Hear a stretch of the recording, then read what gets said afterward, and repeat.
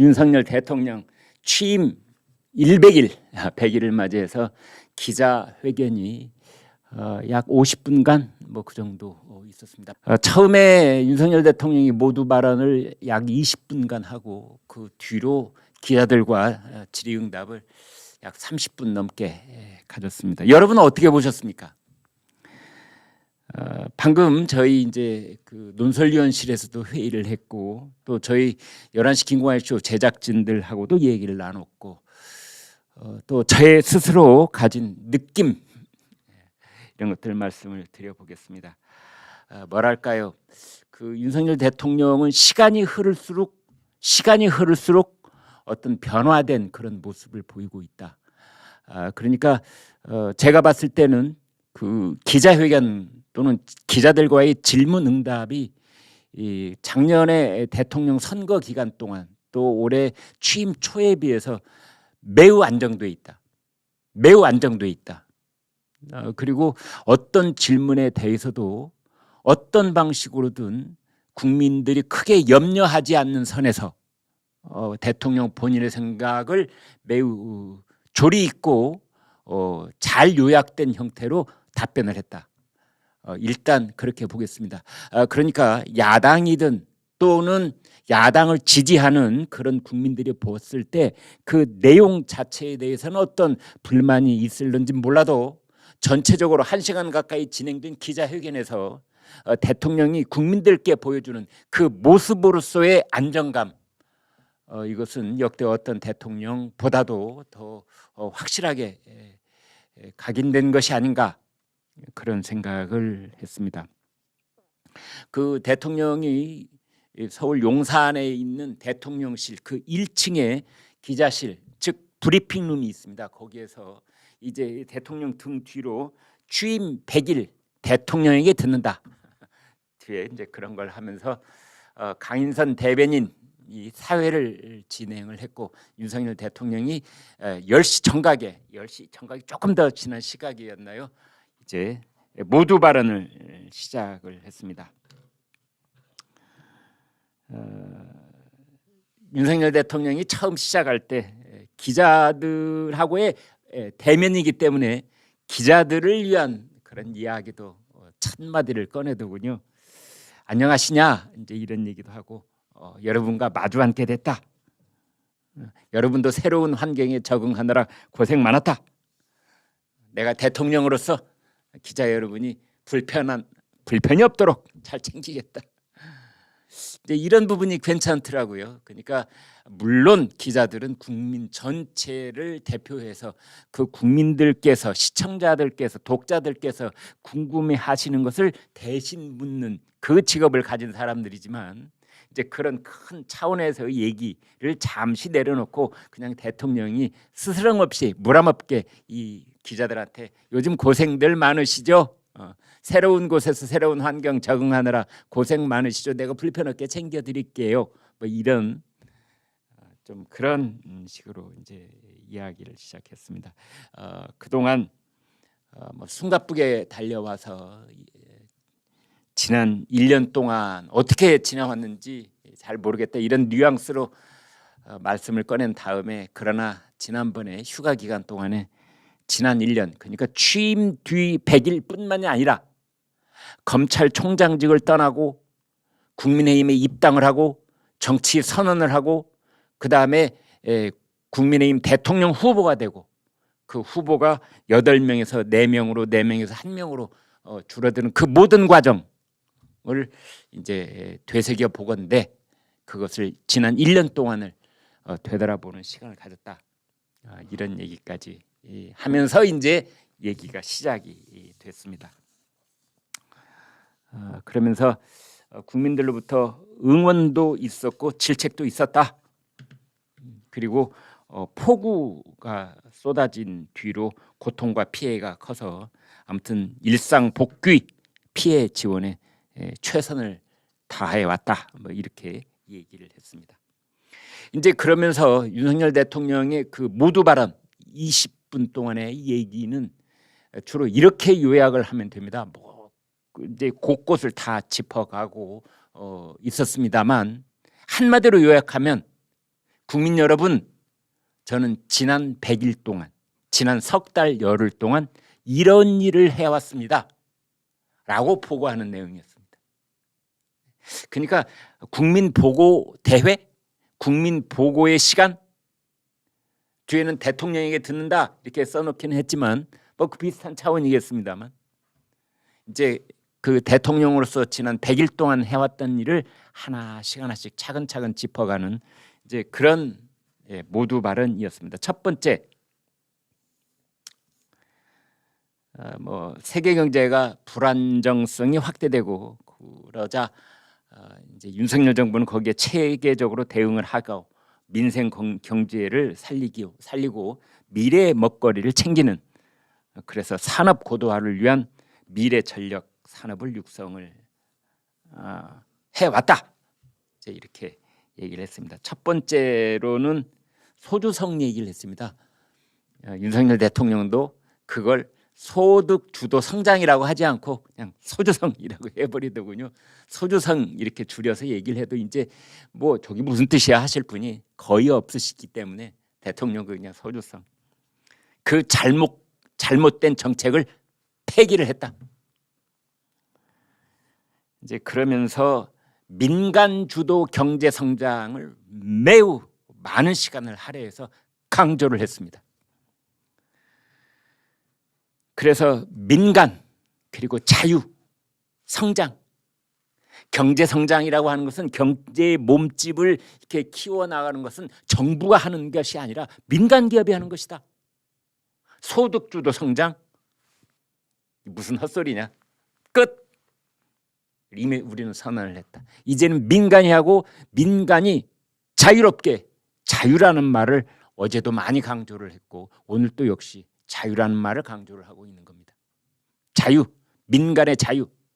민간이 자유롭게 투자도 하고 기업을 육성시키고 뽑을 사람 뽑고 줄일 사람 줄이는 그런 모든 과정 속에서 지금까지 규제가 있었는데 그 규제를 없애는 것이 윤석열 정부의 첫 번째 과제였다.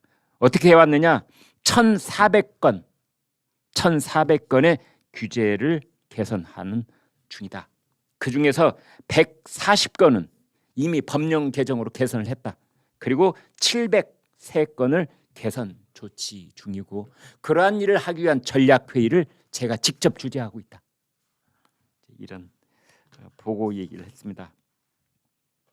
과학기술, 인재 육성, 반도체, 우주산업, 바이오 아주 자세하게 얘기를 하고 저도 뭐 투자를 다 했습니다. 여기 얼마가 들어가 있고 뭐 이런 얘기 나중에 궁금하시면 아마 그 모두 발언 전문이 아마 보도가 될 겁니다. 하나씩 보시지요.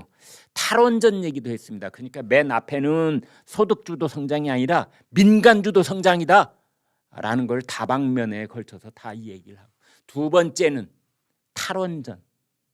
탈원전도 폐기를 했다. 그래서 탈원전 폐기 이후에 어떻게 지금 원전 산업을 새롭게 육성을 하고 원전 생태계를 다시 되살라는 일에 윤석열 정부가 이러이러한 일들을 쭉 해오고 있다.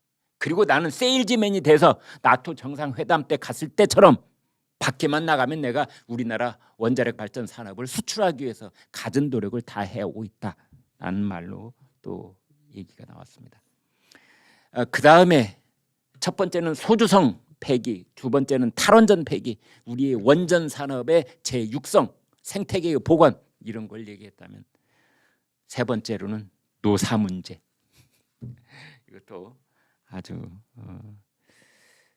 굉장히 큰 강조점을 갖고 이야기를 했습니다. 최근에 화물연대 파업, 대우조선 파업 등등을 윤석열 정부가 어떻게 처리를 했다라고 하면서 윤석열 대통령이 확실하게 못 박아 얘기를 합니다. 불법 근절하겠다. 노사를 불문하고 노동자가 됐건 사업자가 됐건 경영진들이 만약 잘못이 있으면 그것도 용서를 하지 않겠다. 뭐 횡령, 배임 등등 기타 등등. 반면에 노조도 불법적인 일을 저지르면은 반드시 거기에 대한 처벌을 받도록 하겠다는 취지로 이야기를 하겠습니다. 그다음에 이런 얘기를 했습니다. 그 재정 건전성 확보를 위해서 그 윤석열 대통령이 기본적으로 하고 있는 생각이 공적 부분의 긴축 구조 조정을 하겠다. 공적 부분.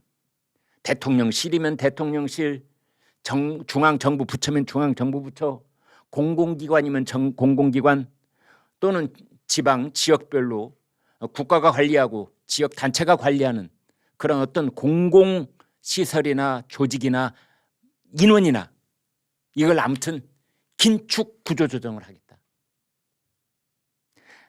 떠나게 할 사람은 떠나게 하고 새로 뽑는 인원도 문재인 정부 때 방만하게 늘려놓은 것들을 이제는 적게 뽑거나 당분간 뽑지 않거나 뭐 이런 방식을 통해서 뭐 이런 말씀은 대통령이 구체적으로 하지는 않았습니다만 제가 그냥 해설의 말씀을 덧붙이자면 그런 겁니다. 긴축 구조 조정 뭘로 할까요? 돈, 사람, 구조, 조직 이런 걸로 하는 겁니다. 뭐 다른 게 뭐가 있습니까?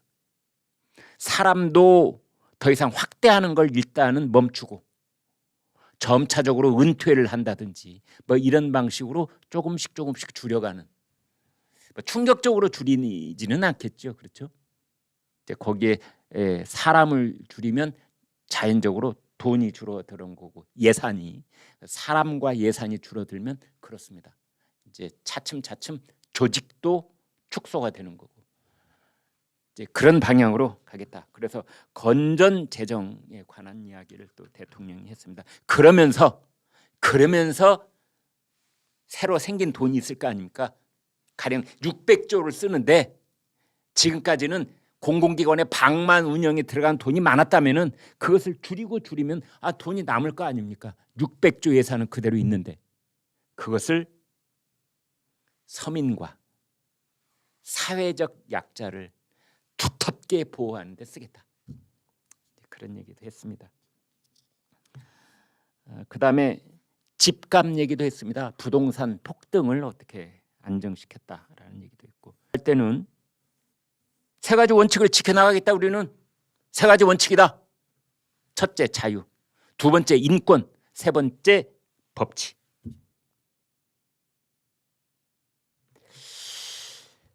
어떻게 보면은 이 중에 인권 이런 부분 문재인 정권 때는 인권의 이응자도 꺼내지 않았었죠.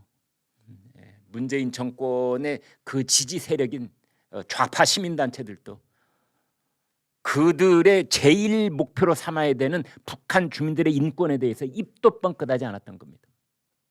그런데 윤석열 정부는 어떤 국제관계든 우크라이나 사태에 우리가 여러 가지 인도적 지원을 하는 문제까지도 포함해서 그리고 북한과의 관계에 있어서도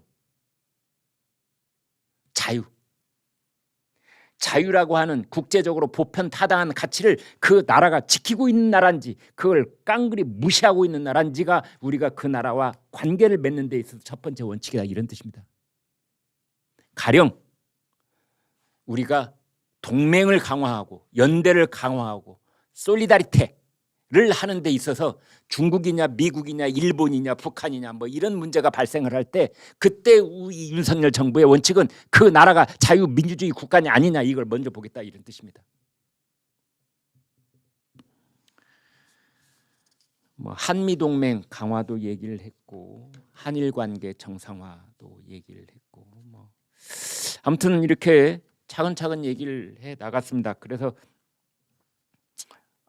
이제 그 북한에 대한 포괄적 담대한 구상도 얘기를 하고 대통령실에서 민정실을 폐기한 것의 그 취지도 얘기를 했습니다.